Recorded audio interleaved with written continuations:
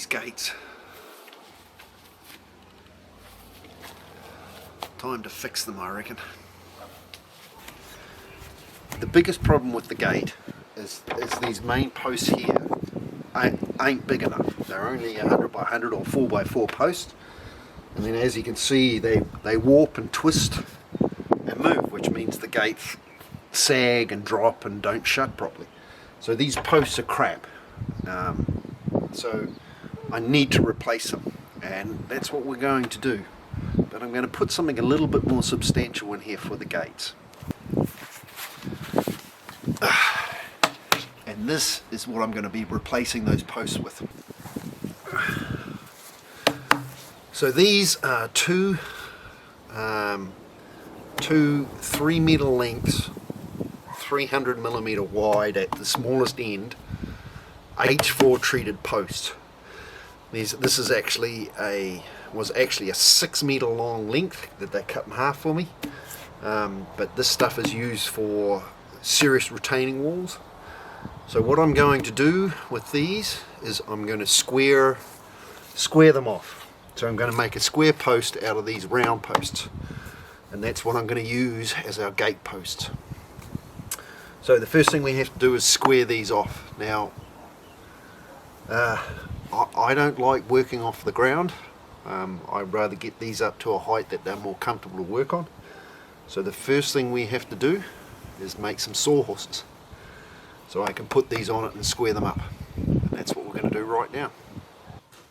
And I'm going to build them out of this recycled pallet timber. First thing we've got to do is dimension them up. While this pallet timber was pretty straight, it did have a hell of a twist to it. Now you could put these through the thicknesser as they are, but of course the thicknesses is just going to repeat that twist in the post. So the first job here is we've got to flatten one side, so we've got to get rid of the twist in this post.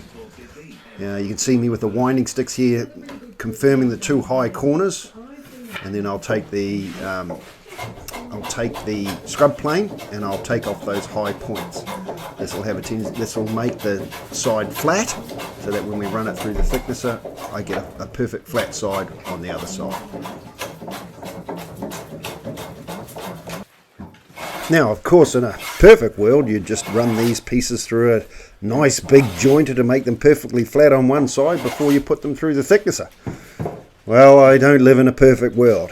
I've got a small jointer, but it's not big enough for these pieces. So the simplest and easiest way for me is to flatten them by hand. While it does work up a bit of a sweat, it certainly does the job relatively quickly and efficiently. A new jointer would be nice, but one, I just don't know where I'd squeeze it into the shed, and 2, I'm too much of a tight ass to go out and buy one.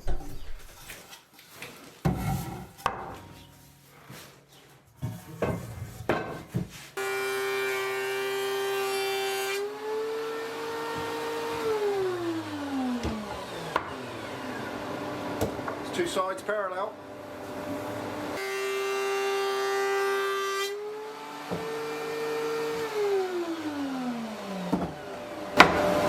Now we have a pile of square timber.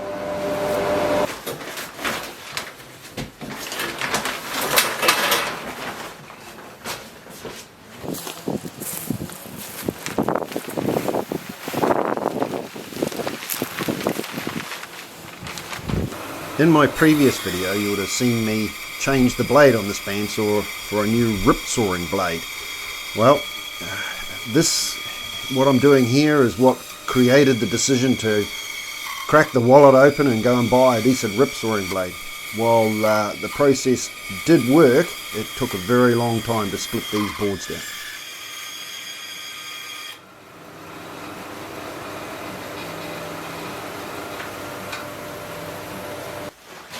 So we've got all our components milled up. We've got the 2 top posts for the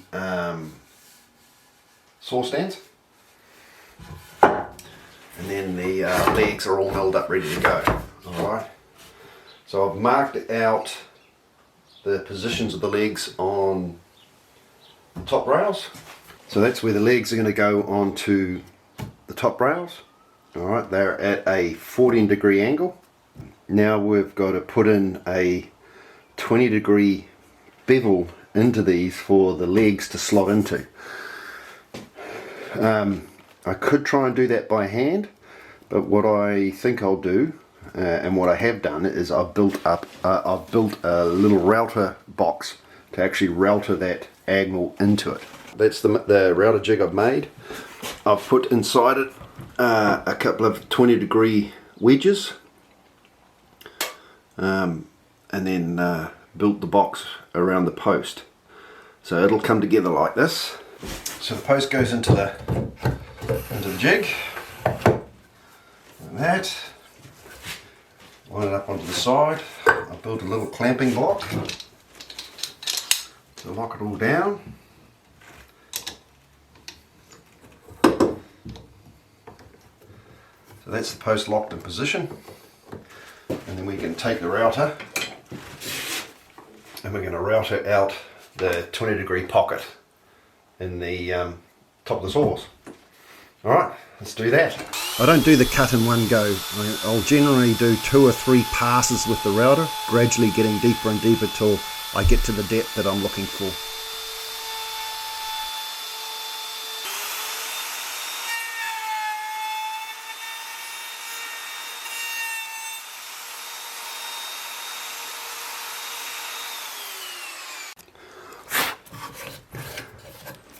The jig is then flipped around and adjusted for the pockets on the other side.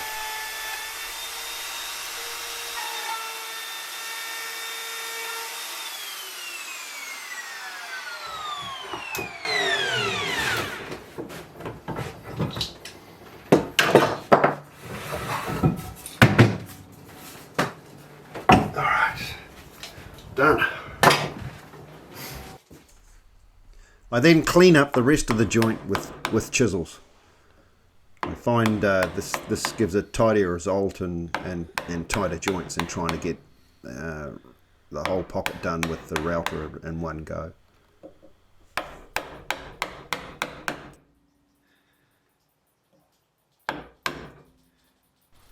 The biggest secret here is use sharp chisels. They don't have to be expensive. They could be the cheapest chisels in the world, but if you don't know how to sharpen them and put a good edge on them, yeah, you're going to be battling these sort of processes. So the best thing to learn if you want to get good at doing this sort of stuff is first learn how to sharpen stuff. It takes a bit of practice and a bit of know-how, but once you get really nice edges on your tools and that with your planes and your chisels, it just makes this sort of stuff so much more pleasurable to do, and you get such a superior result.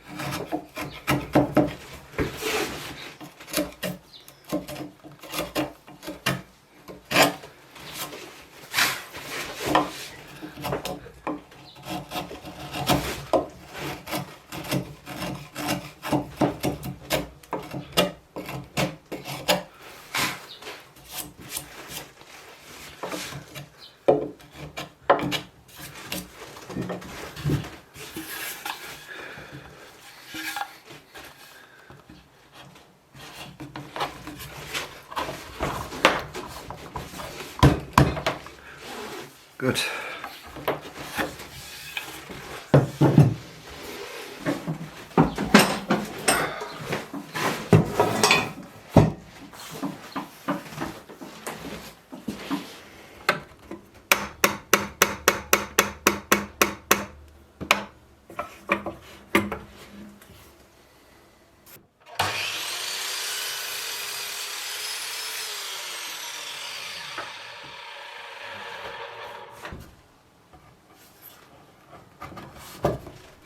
I've made the decision to put a half lap joint in the leg, so it recesses into the pocket joint that's in the top. I know it's not necessary, they're only sawhorses and I'm really over engineering this stuff, but you know, I can't help myself. I just enjoy this process too much.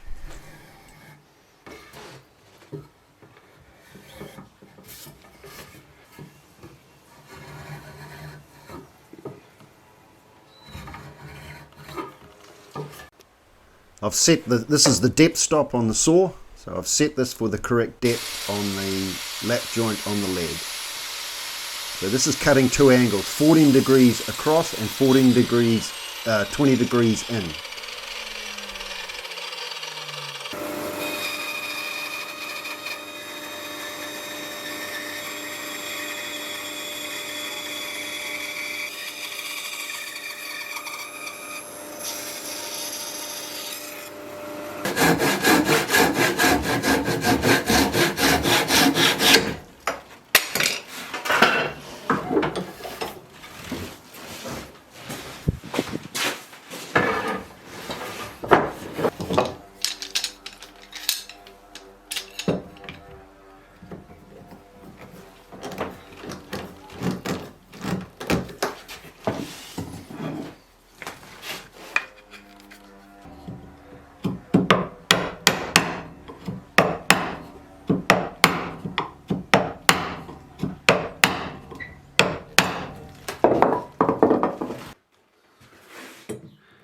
This is another one of my favourite hand tools. This is my Stanley number 71 router plane. Really handy tool to have around the shed for cleaning up joints and levelling things out.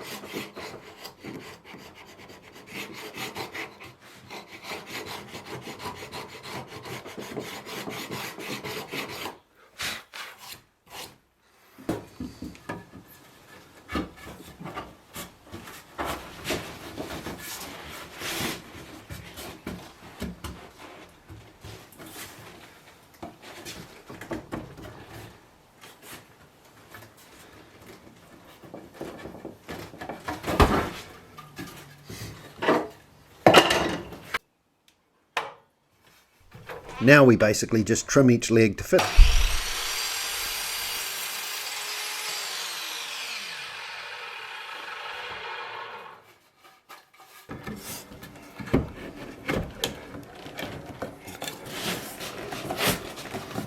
I made this jig to pre-drill the holes in the legs for two reasons. One, it gives me a nice even spacing of the screw holes, and the second reason is this wood's quite soft, so by pre-drilling the holes in that I'll prevent any split out when putting the screws in.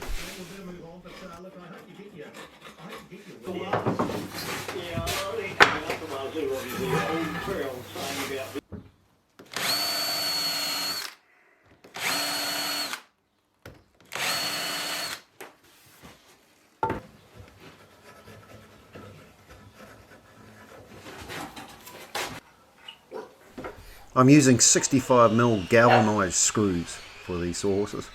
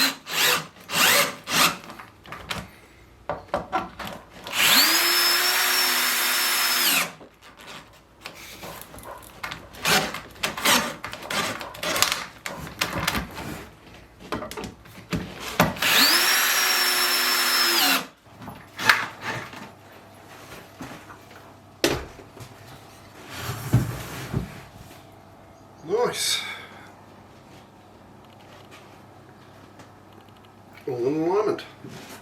Good.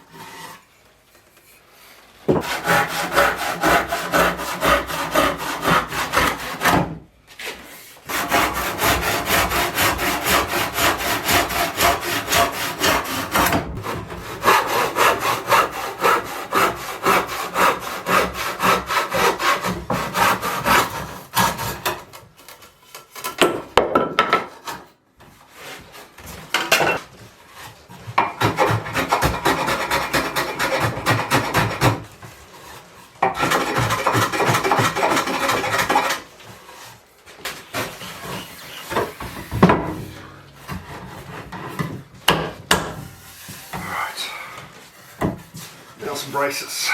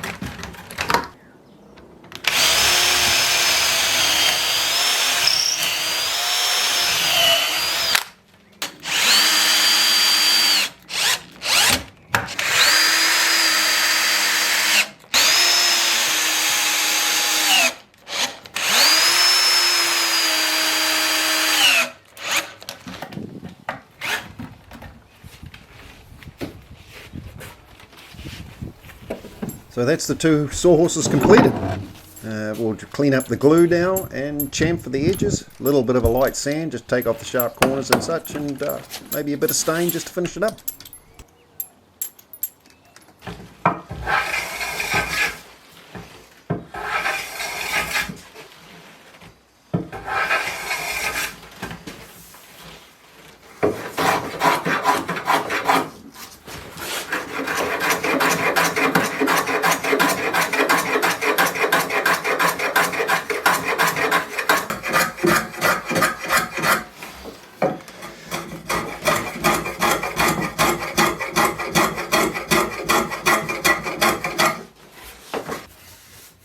This is just standard black solvent-based stain.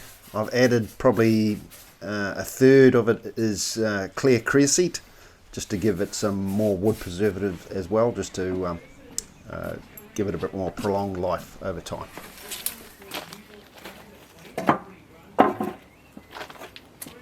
So there's the two finished sawhorses, ready to go. Probably way over engineered for what they're going to be used for, but enjoyed the process. And these projects like these are really good for learning new skills and polishing up old skills. They should do a great job in squaring up those two big posts, but that'll have to wait till the next video. So stay tuned to see me muscle those two big posts into two square posts. On to the next project.